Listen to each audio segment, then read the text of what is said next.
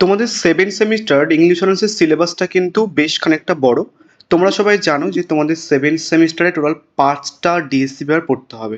তো সেক্ষেত্রে তুমি যদি একটুখানি আগে থেকে পড়াশোনা না স্টার্ট করো তাহলে কিন্তু পরবর্তীকালে সমস্যার মধ্যে পড়তে হবে। তার কারণ ক্যালকাটা ইউনিভার্সিটি কিন্তু তোমাদের এই 5টা পেপারের জন্য খুব বেশি সময় দেবে না। 5.5 মাস বা 4.5 থেকে 5 মান্থের মধ্যে তোমাদের কিন্তু 7 সেমিস্টার কমপ্লিট করে দেবে। তো তুমি চেষ্টা করো প্রথম দিক থেকে একটুখানি ভালো করে পড়ার। আমি তোমাদের সেই কারণের জন্য একটুখানি আগে থেকে সাজেশনটা পোস্ট করছি। আজকে তোমাদের ডিএসসি 8 পোস্ট করে দিচ্ছি, 18 পোস্ট করে দিচ্ছি। নেক্সট ভিডিওসগুলোতে আমি তোমাদের 16, 17, 19 এবং 20ও কিন্তু পোস্ট করে দেবো। ডিএসসি 18টা একটুখানি সহজ তুলনামূলকভাবে অন্যান্য পেপারসগুলোর থেকে, তার কারণ ডিএসসি 18-এ তোমাদের মানে তোমার গ্রিক মাইথোলজির বেশ কয়েকটা ইনসিডেন্টস রয়েছে এবং গ্রিক মাইথোলজি পুরো ম্যাক্সিমামটাই বলতে গেলে বেস্ট। তো এই কারণে যে তোমাদের বেশ ভালো লাগবে, একটুখানি একটুখানি পড়ে নিও গল্পগুলো। তো আমি বেসিক্যালি তোমাদের প্রথমে কোশ্চেন প্যাটার্নটা ক্লিয়ার করব, দেন তারপরে কোশ্চেন্সগুলো বলবো। এবং আর একটা জিনিস তোমাদের আজকে থেকে আমি তোমাদের 7 সেমিস্টার শুরু করছি। আজকেই ওদের ডিএসসি 18 থেকেই হচ্ছে কি যে পড়াবো। তো কি যদি পড়তে চাও তাহলে হচ্ছে কি যে আমাকে এই নাম্বারে হোয়াটসঅ্যাপ করে নিও। তোমাদের যেহেতু 7 সেমিস্টারের টোটাল 5টা ডিএসসি পেপার, ওই কারণের জন্য তোমাদের 3 দিন করে পড়াবো বলে ভেবেছি। আজকের পরেও যদি তুমি জয়েন করো তাহলে কিন্তু ক্লাসগুলোর রেকর্ডিং পেয়ে যাবে, লাইভ ক্লাসও করানো হয় এবং প্রজেক্টগুলো করানো হয় এবং সাজেশনটা কিন্তু জানো, এবং প্রত্যেক কটার নোটসের সাথে ইবুকও কিন্তু দিয়ে দেওয়া হয়। এবং অ্যাকচুয়ালি একটা জিনিস তোমাদের বলি, আমি বেসিক্যালি রামকৃষ্ণ মিশন থেকে পড়েছি। ওখানটায় আই ডোন্ট নো আমি কি শিখেছি, বাট আমি এই টিউশন প্রমোট করার জন্য বা টিউশনের জন্য এরকমভাবে বলা আমার দ্বারা পসিবল হয় না যে অন্য যে কোচিং ইনস্টিটিউট যারা পড়ায় ওরা ভালো পড়ায় না বা ওরা ঠিকঠাক টাইমে সিলেবাস শেষ করায় না। আমি হচ্ছে কি যে সমস্ত কিছু ইংলিশ লিটারেচার ব্যাপারে জানি, বাদ বাকি কেউ জানে না। এই সমস্ত জিনিস আমার দ্বারা পসিবল হয় না, আই ডোন্ট নো কেন। আমি ভিডিও রেকর্ড করার আগেও ভেবেছি যে এইগুলো বলবো, বাট হয় না। আমি জাস্ট তোমাকে একটা জিনিসই বলতে পারি, সেটা হচ্ছে কি তোমাদের 2023 থেকে 2026 অবধি টোটাল ইংলিশ অনার্সে 9টা মতো সেমিস্টার হয়েছে তোমাদের এবং জুনিয়রদের মিলিয়ে।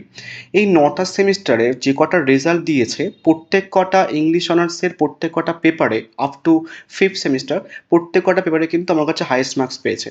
ইভেন তো তুমি কমিউনিটি পোস্ট চেক করলে দেখতে পারবে, এই যে লাস্ট ইয়ারের 5th সেমিস্টারের রেজাল্ট তোমাদের কাছে রয়েছে, সেখানটায় ইংলিশ অনার্সে 5th সেমিস্টারে হাইয়েস্ট মার্কস কিন্তু আমার ব্যাচ থেকে পেয়েছে। শুধু 5th সেমিস্টার বলেই নয়, 4th সেমিস্টার বলো, 3rd সেমিস্টার বলো বা জুনিয়রদের 2nd, 3rd, 1st সেমিস্টার বলো, প্রত্যেকটা সেমিস্টারে কিন্তু আমার কাছে হাইয়েস্ট মার্কস পেয়েছে।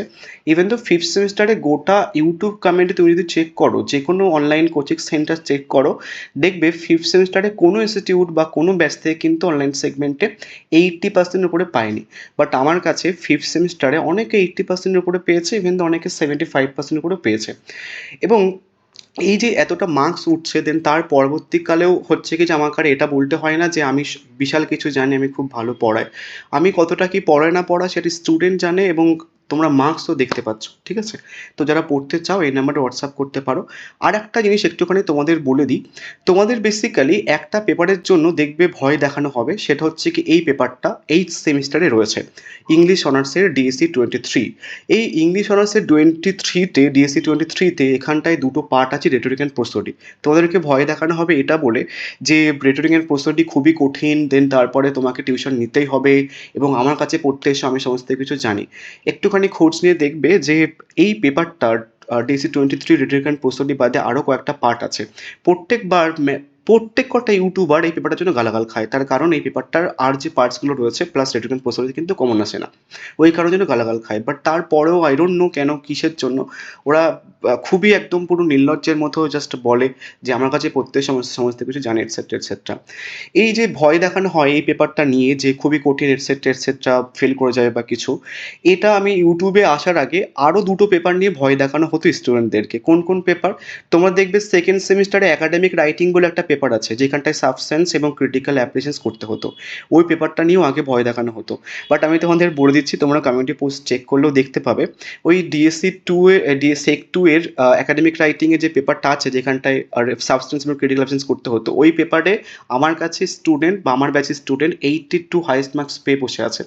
এবং ওই মার্কসটা টোটাল অনলাইন সেগমেন্টের one of the highest marks কেউ আজ পর্যন্ত ক্র্যাক করতে পারেনি।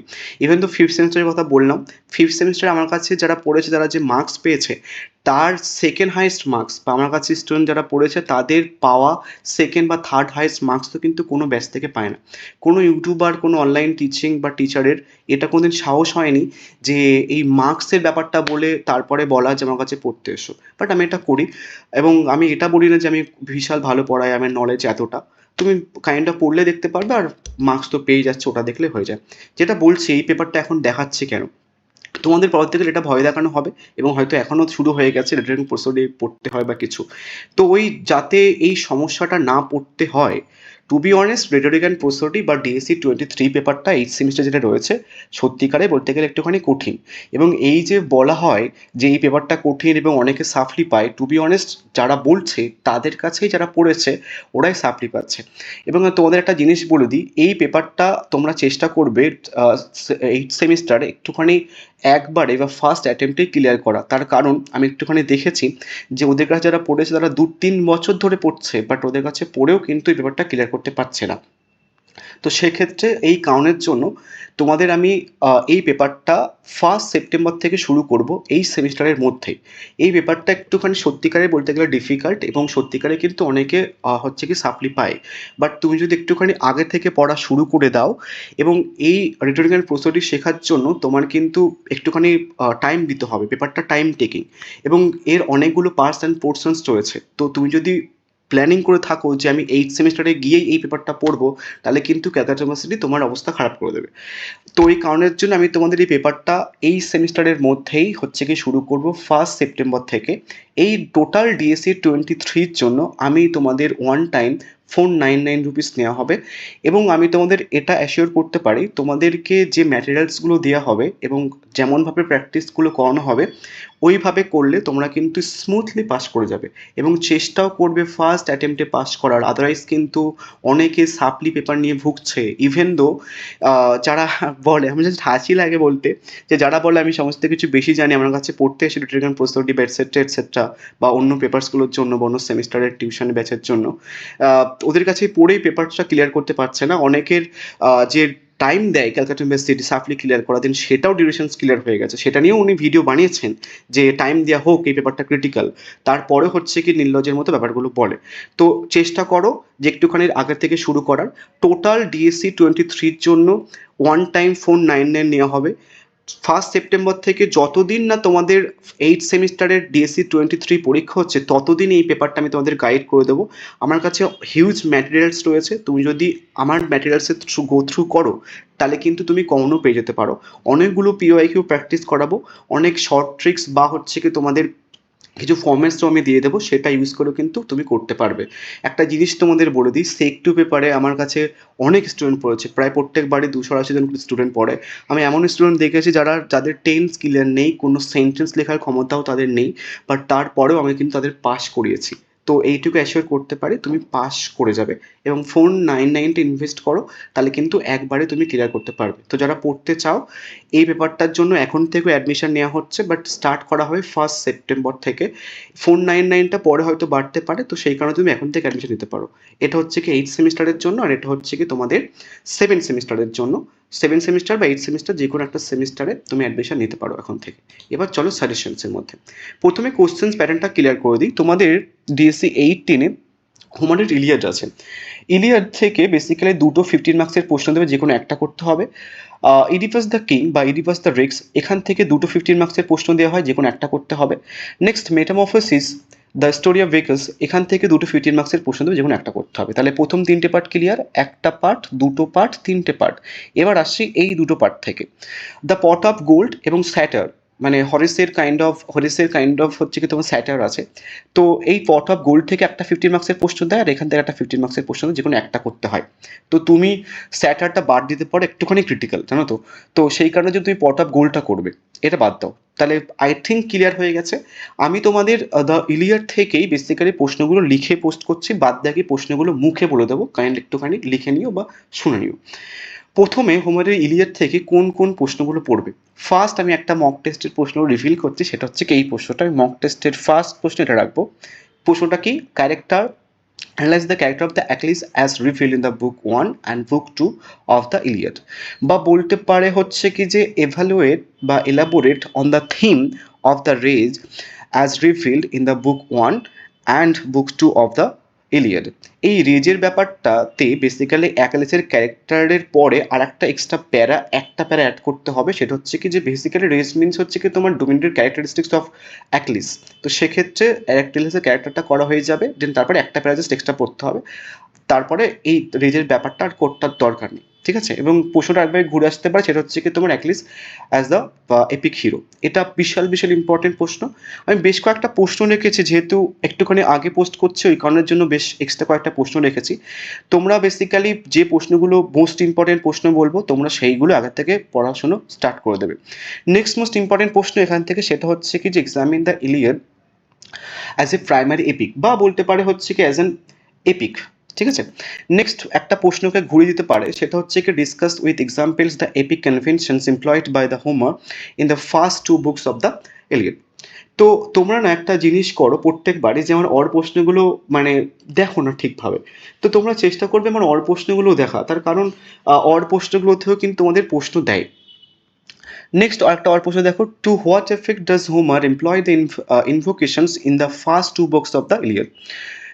Discuss. Next হচ্ছে কি discuss the conventions of the Greek epic of the particular reference to the books of the first and second of the Iliad, বা বলতে পারে epic features of the Iliad with reference to the first two books. এই next most important প্রশ্ন, 3 নম্বরের most important প্রশ্ন হচ্ছে কি এই প্রশ্নটা, write a note on the character of the Agamemnon Memnon. তো এখান থেকে কিন্তু এই প্রশ্নটা ইম্পর্টেন্ট এবং এই প্রশ্নটাকে ঘুরে দিতে পারে। এগামেমননের সাথে তোমাদের কিন্তু অ্যাকিলিসের কাইন্ড অফ যে রিলেশনশিপটা বা কনফ্লিক্টটা কিন্তু ঘুরিয়ে দেয়। এই ফার্স্ট 3টে প্রশ্ন করে গেলে মঙ্গল গ্রহ থেকে প্রশ্ন তুমি কমন পেয়ে যাবে।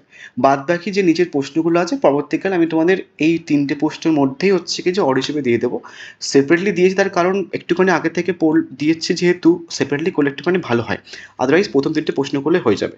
এবার যারা দুটো করছো, 3টে তো দিলাম, প্রথম 3টে করলে হয়ে যাবে বলেছি, যারা দুটো কোনটা করবে তাহলে দুটো আর একটা প্রথম প্রশ্ন করার পরে এই 2 আর 3 এর মধ্যে যে কোনো একটা করে নিও, তাহলে কিন্তু হয়ে যাবে। এই প্রথম দুটো করলে বা 1 আর 3 করলেও কিন্তু হবে, একটা প্রশ্ন কমন পেয়ে যায়, বা সব থেকে বেশি ইম্পর্টেন্ট প্রথম একটা করে চাইলে ওটা করে নিও। নেক্সট 4 নম্বর প্রশ্ন দেখো, 4 নম্বর প্রশ্ন হচ্ছে কি বলেছে, how is the interplay between gods and men depicted in the first two books of the Iliad, বা বলতে পারে compare and contrast the conflict between the gods and the mortals in the first books of the Homer's Iliad, বা বলতে পারে how does the interventions of the gods influence the human affairs in book 1, বা বলতে পারে write the importance of the supernatural machinery in the Iliad.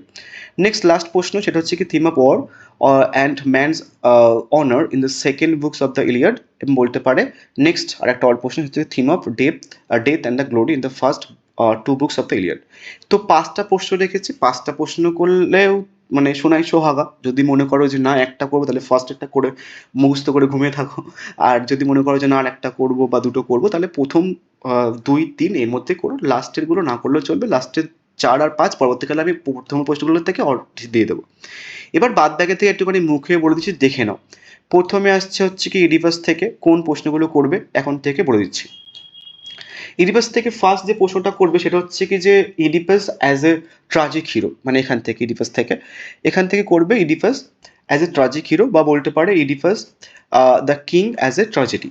তাহলে first এখান থেকে একটা প্রশ্ন হলো Oedipus as a tragic hero or Oedipus as a tragedy, একটা প্রশ্ন হলো একই অ্যান্সার হবে ওটা, ইডিপাস অ্যাজ এ ট্রাজেডি বা Oedipus as a tragic hero একই অ্যান্সার হবে, সমস্যা নেই। নেক্সট আর একটা প্রশ্ন ইডিপাস দ্য কিং বা ইডিপাস দ্য রেক্স থেকে যে রোল অফ কোরাস, এখান থেকে দুটো প্রশ্ন করলেও কিন্তু হবে।